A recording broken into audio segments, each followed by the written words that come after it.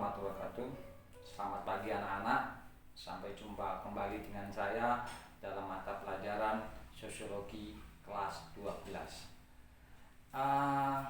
Kali ini, dalam pertemuan kali ini kita masih berbicara tentang materi perubahan sosial. Ini adalah materi yang terakhir. Kemarin sebelumnya kita sudah membahas tentang bentuk-bentuk perubahan. Bentuk-bentuk perubahan sosial itu ada macam-macam. Karena sudah memahami itu, yang selanjutnya kita pada kesempatan ini akan membahas tentang dampak-dampak perubahan sosial. Jadi perubahan sosial itu membawa dampak. Ada dampak positif, ada dampak negatif. Jadi ada dua, yang positif dan negatif. Apa itu dampak positif? Berarti dampak yang baik, ya, positif. Yang negatif dampak yang kurang baik atau dampak yang tidak baik. Dampak positif kalau sebenarnya banyak, jadi perubahan sosial dampak positifnya banyak yang dapat kita rasakan, dapat kita ketahui. Tapi kali ini kita mencoba untuk meringkasnya menjadi 6.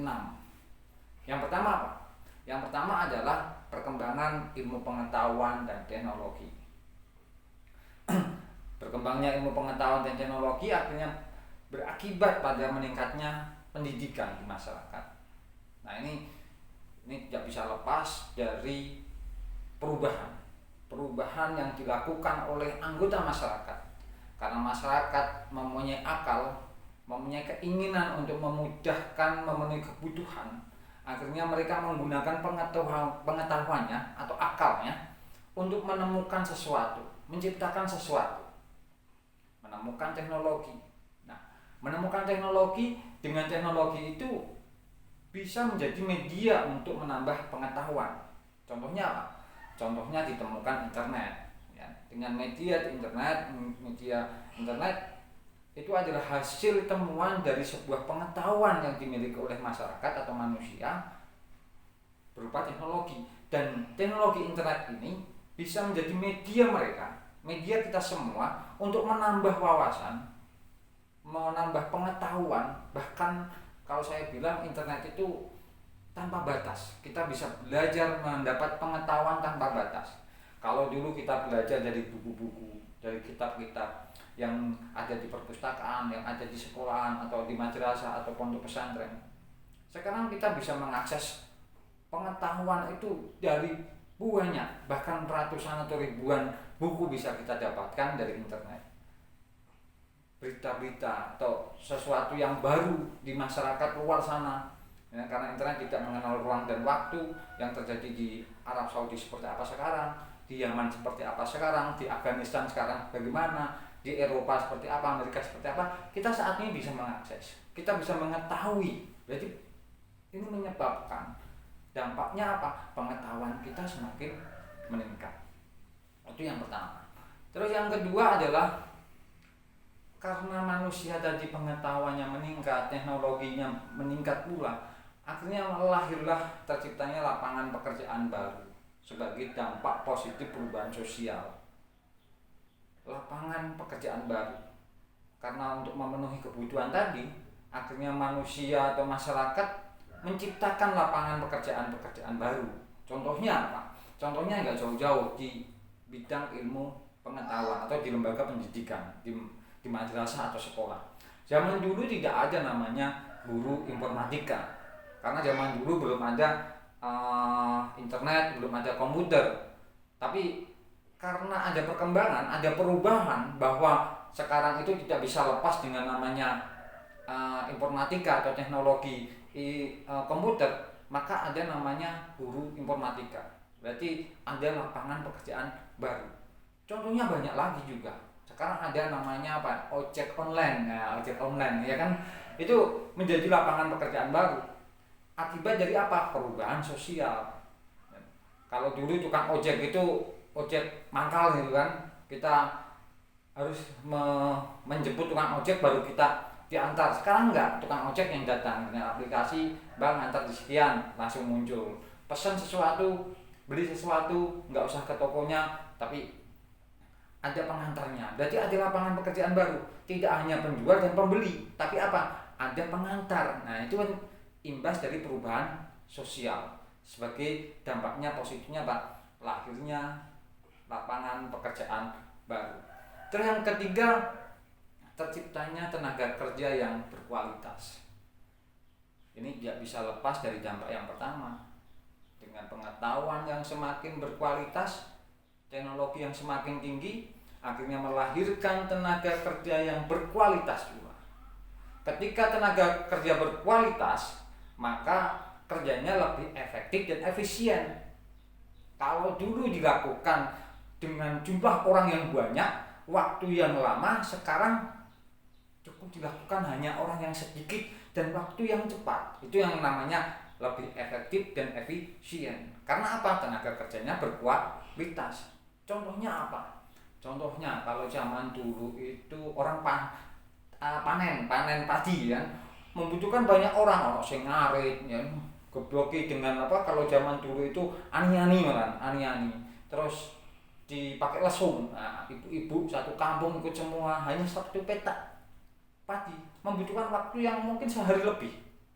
Terus ada temukan alat dos ya. Terus sekarang ada semacam kayak apa ya, kayak alat mesin itu kayak traktor gitu kan, tapi cukup dikendarai oleh satu orang tapi bisa panen atau memanen padi yang 1 hektar lebih dalam waktu beberapa waktu saja, jam saja gitu. Hanya membutuhkan beberapa orang yang membantu untuk menaruh ke sak-sak gitu. Nah, itu lebih efektif dan efisien. Dan tidak hanya di sektor pertanian, di sektor apa saja lebih efektif dan efisien banyak terjadi. Semisal contohnya di perkantoran, karena tenaganya lebih berkualitas, kinerjanya lebih cepat dan lebih cukup dikerjakan oleh 1 orang atau 2 orang. Terus yang ketiga, keempat ya, tadi keempat ya. Yang keempat adalah terbentuknya nilai norma yang baru. Karena ada perubahan sosial itu akhirnya melahirkan sebuah nilai dan norma baru, sebuah aturan baru. Untuk apa? Menyesuaikan keadaan, menyesuaikan kebutuhan. Dulu mungkin tidak dibutuhkan atau belum dibutuhkan, sekarang sudah dibutuhkan. Akhirnya ada nilai dan norma baru, harus ada batasan-batasan, ada aturan-aturan dalam hal sesuatu yang baru itu. Dulu belum ada, sekarang ada.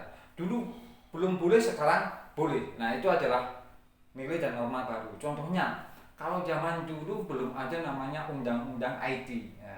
Karena apa? Memang kita masih belum mengetahui atau belum ada teknologi IT.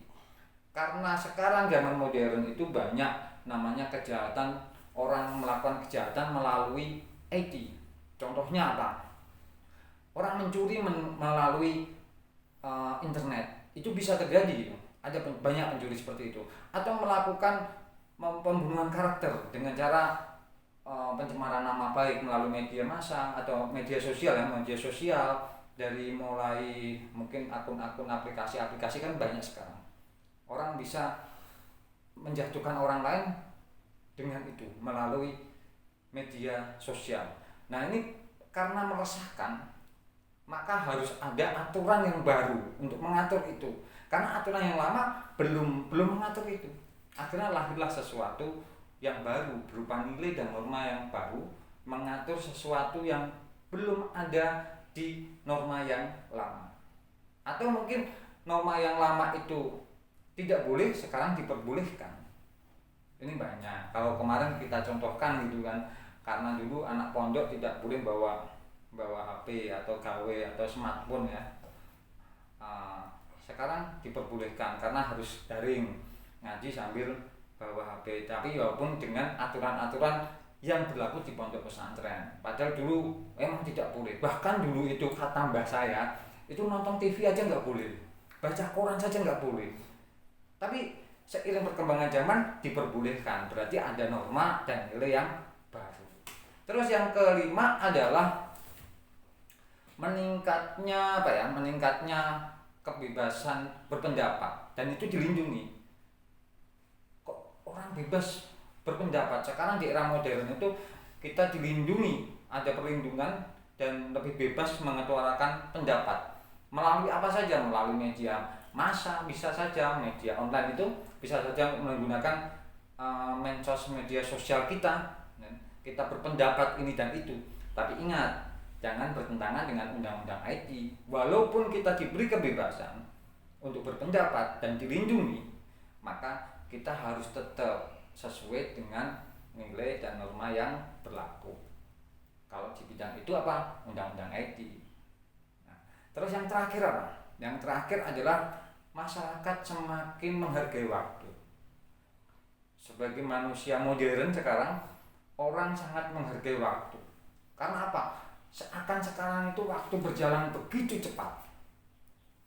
Begitu cepat. Sehingga orang selalu menghargai waktu. Kalau tidak saya lakukan sekarang, nanti akan saya ketinggalan. Maka ketika punya ide, punya pekerjaan harus dilakukan sekarang. Sekarang harus selesai. Kalau besok mungkin sudah ada pekerjaan yang lain, atau mungkin besok sudah dikerjakan orang lain. Sekarang banyak orang lebih menghargai waktu. Yang lebih parah adalah banyak dalam hal beribadah lah. Seharusnya ini menghargai waktu juga dalam beribadah. Ketika waktunya azan ya langsung kita sholat ya. Ketika kita punya ada kesempatan untuk itu gitu kan. Tidak hanya di bidang pekerjaan tapi juga beribadah. Nah, itu adalah 6 dampak positif dari perubahan. Sekarang ada positifnya, ada negatifnya. Ada plus, ada min kan, biar berimbang ya. Ada siang dan ada malam. Dampak negatifnya apa? Dampak negatifnya saya ambil 6 juga biar imbang gitu kan. Yang pertama adalah terjadi disintegrasi. Ya, disintegrasi. Perpecahan.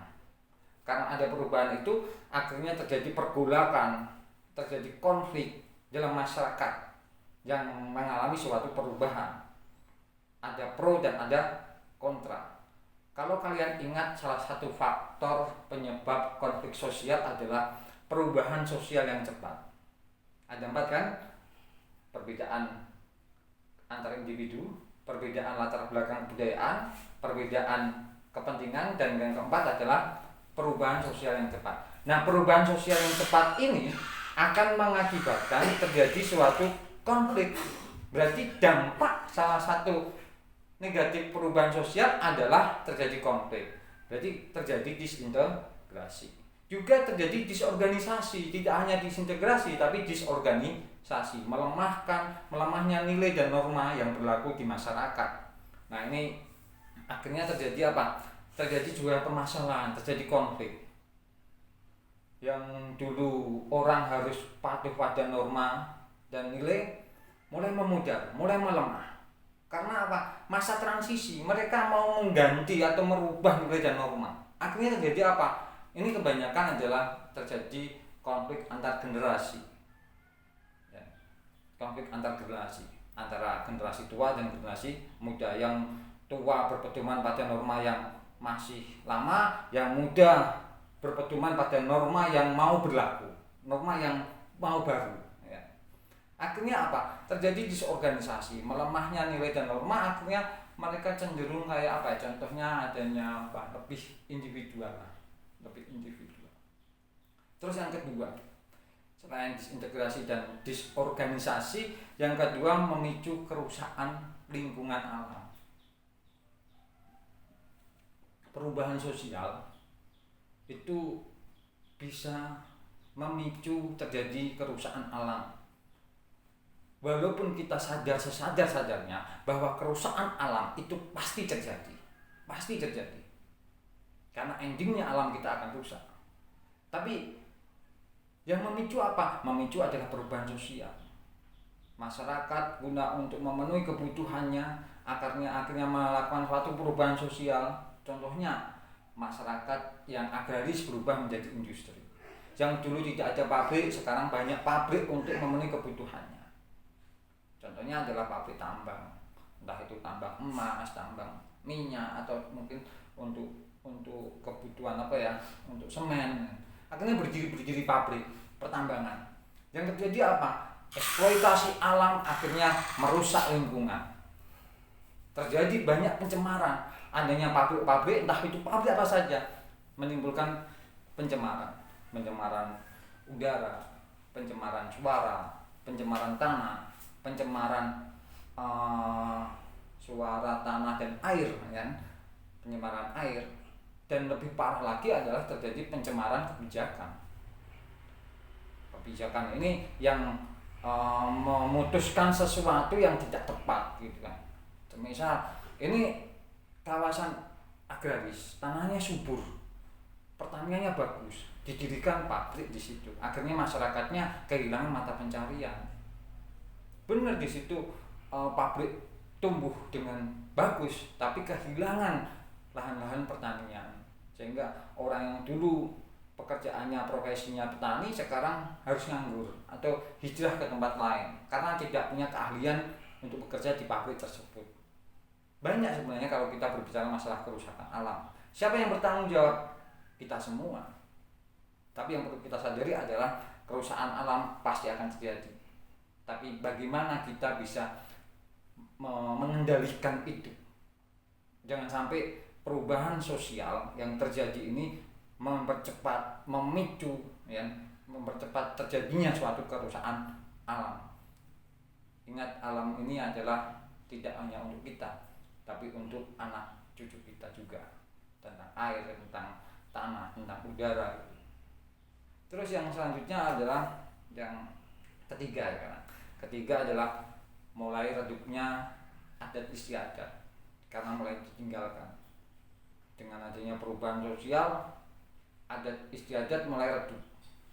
Bahkan hanya sekarang itu hanya jadi slogan-slogan saja gitu. Karena generasi sekarang, generasi masyarakat sudah mulai perlahan-lahan meninggalkan adat dari nenek moyangnya. Dianggap sudah tidak relevan, dianggap tidak sesuai lagi dengan sekarang. Akhirnya adat asli Indonesia, adat asli masyarakat mulai memudar. Bencananya ketika memudar kemarin sudah kita jelaskan, kita akan krisis identitas. Kita mengaku saya orang Jawa, tapi gak ada bedanya dengan orang Inggris, kan? Wong Jawa, tapi gak bisa ngomong Jawa. Diomongi bahasa Jawa, nah, gak bisa. Maaf Pak, saya gak bisa bahasa Jawa. Nah ini kan repot, karena itu baru bahasa. Adat istiadat banyak. Semisal katakanlah sekarang dulu itu adat istiadat yang tentang kearifan,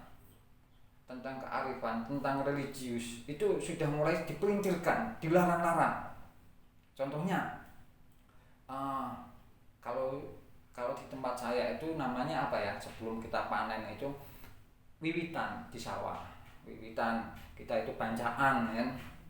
Makan, masak, ono iwake segone, terus tonggo teparo di tetangganya ini diundang, kita bersyukur, minta sama Allah untuk semoga panen kita ini lancar dan barokah. Tapi bentuknya lain memang, tidak seperti yang kita di masjid atau di mushola atau di tempat ibadah lain. Tapi sekarang dilarang-larang karena ini katanya bertentangan dengan agama tertentu. Katanya itu tidak sesuai dengan apa yang kita yakini. Itu adalah mengakibatkan memudar. Maka dari itu sebagai generasi muda, generasi yang sekarang, kita harus menjadi generasi yang cerdas. Ketika adat istiadat itu masih ada, mari kita uri-uri. Kalau kita anggap itu tidak relevan, tidak relevannya di mana? Bisa kita modifikasi tanpa meninggalkan. Sama halnya seperti kayak pesantren, madrasah.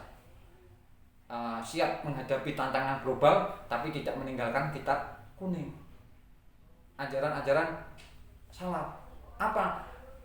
Sebagai pondasi, sebagai kuda-kuda ketika kita mau perang. Wah, kita mau perang, kuda-kudanya harus kuat. Kuda-kudanya apa? Kuda-kudanya adalah kitab kuning, pemahaman agama. Sedemikian juga dengan masyarakat. Ketika kita akan perang budaya terhadap masyarakat lain atau negara lain, budaya kita harus kuat.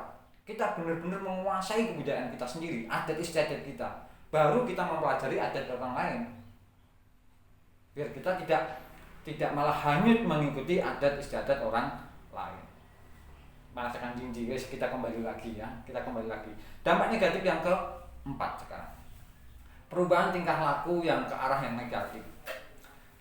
Dengan adanya suatu perubahan sosial, ya tidak hanya membawa dampak yang positif, mungkin lebih modern, lebih praktis, lebih pengetahuannya lebih tinggi, tapi sekarang banyak yang westernis, kebarat-baratan, lebih individualis, cuek-cuek ya, cuek dengan siapapun, lebih hanya egois memikirkan dirinya sendiri. Ini bahaya. Dan bahaya lagi apa? Konsumtif. Kita tidak menyadari bahwa kita itu berlahan-lahan lebih konsumtif daripada generasi sebelumnya. Kenapa demikian? Karena kita tidak sadar kalau setiap hari, setiap saat kita itu dapat iklan terus, akhirnya mendorong kita, memotivasi kita untuk menjadi manusia yang konsumtif. Kita semisal katakanlah merek KW ya, merek smartphone itu setiap waktu tambah terus. Sekarang sudah ada katanya yang terbaru, besok bulan depan ada baru lagi. Akhirnya kita beli terus. Kita menjadi manusia konsumtif. Berarti itu adalah perubahan tingkah laku ke arah yang negatif. Dulu itu saya melihat zaman kecil saya itu orang-orang tua itu masyarakat di tempat saya kalau mau jalan ada orang lebih tua pasti amit nyuwun sewu gitu kan. Amit nyuwun sewu. Derek langkung. Sekarang pemandangan itu enggak ada. Dan ketika ngomong sama orang yang lebih tua pasti dengan gestur yang menghargai, artinya tidak menantang. Ngomong pun ditata, tidak ngomong sembarangan. Tapi sekarang perilaku itu sudah mulai bergeser. Saya jarang menemukannya. Ngomong dengan orang yang lebih tua seakan-akan ngomong seperti dengan temannya. Nah ini kan berarti perilakunya sudah berubah. Kenapa? Tadi nilainya berubah. Ukuran baik dan buruk itu berubah. Dianggap seperti itu dianggap sudah baik. Masyarakat sudah wajar tak saiki. Nah itu repotnya. Wajar anak sekarang. Itu jadi repot. Akhirnya perubahan tingkah laku ke arah negatif. Dan hal itu seringkali memicu terjadinya sebuah konflik. Dan yang selanjutnya kelima adalah adanya kesenjangan sosial. Dengan terjadi perubahan sosial, akhirnya apa?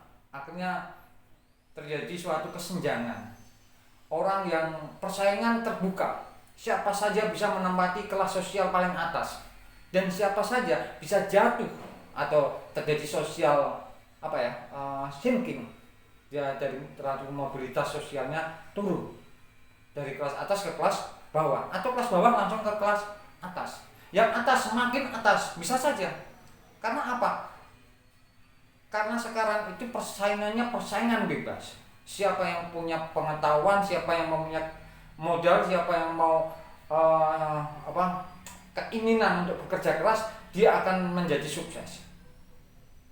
Persaingannya lebih cepat dan lebih berat. Akhirnya terjadi kesenjangan. Yang kaya semakin kaya, yang miskin semakin miskin.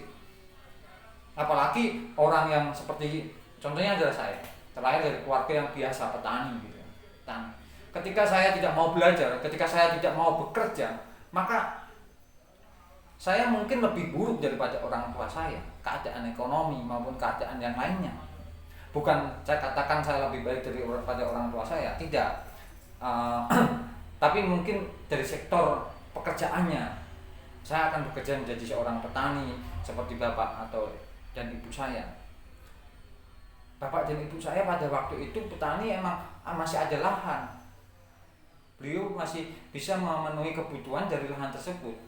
Kalau sekarang anaknya 5 semisal, lahannya bapak dibagi 5, terjadi petani semua, repot.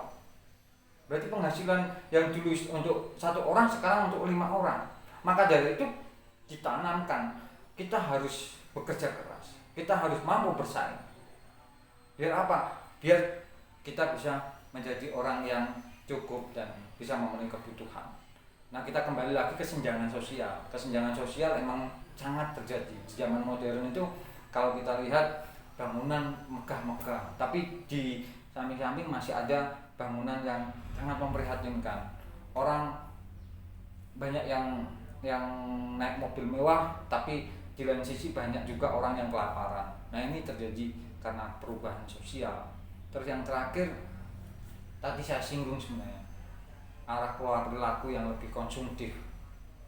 Kita itu menjadi manusia yang konsumtif. Konsumtif itu kita sering berbelanja, mengkonsumsi sesuatu yang sebenarnya tidak kita butuhkan, sesuatu yang hanya mengejar sebuah prestis, gengsi saja. Ini tidak hanya ini kan gayanya ibu-ibu, anak cewek. Nah, tidak, sekarang itu tidak dilihat gender ibu-ibu atau cewek, cowok juga sama. Kalau pas lagi sudah membuat aplikasi ini semuanya udah mikir gitu kan, belanja, enggak mikir ini butuh enggak, ini kebutuhan pokok enggak gitu. Nah itu adalah konsumtif. Semoga kita enggak seperti itu gitu. Nah itu tadi tentang 2 faktor positifnya, seperti itu ada 6, negatifnya juga ada 6. Dan saya harap kalian bisa memahami itu, bisa memberi contoh bahwa positifnya ini, negatifnya ini, sehingga kalian bisa memilah dan memilih. Perubahan terjadi suatu kewajaran dan emang pasti akan terjadi. Maka dampaknya saya harus memanfaatkan perubahan ini berdampak positif pada diri saya. Nah, kalian harus seperti itu. Harus dampaknya positif. Jangan terjebak ke dampak negatif. Ya, terima kasih. Sampai jumpa pada pertemuan yang akan datang. Pertemuan yang akan datang kita akan evaluasi ya, ulangan dari mulai materi yang pertama, pengertian tentang faktor-faktor sampai dengan bentuk-bentuk sampai dampak. Nanti pertemuan yang akan datang kita akan evaluasi. Terima kasih. Sampai jumpa. Assalamualaikum warahmatullahi wabarakatuh.